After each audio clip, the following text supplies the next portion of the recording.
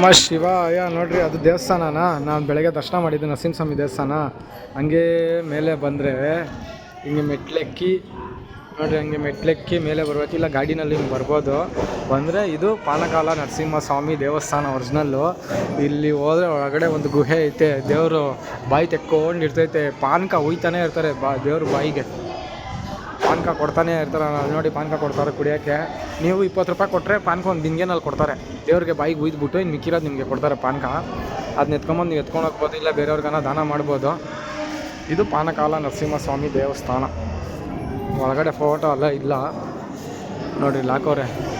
ನಾನೆಲ್ಲೋ ಪಾನಕಾಲ ನರಸಿಂಹಸ್ವಾಮಿ ಅಂದರೆ ಏನೋ ಅಂದ್ಕೊಳ್ಳಿ, ಪಾನಕ ಕುಡಿಯೋ ನರಸಿಂಹಸ್ವಾಮಿ. ಅದೇ ನರಸಿಂಹಸ್ವಾಮಿಗೆ ಪಾನಕ ಅಂದರೆ ಇಷ್ಟ ಅಂತೆ. ನೋಡಿ ಇಲ್ಲಿ ಕೊಡ್ತಾವ್ರೆ ಪಾನಕ.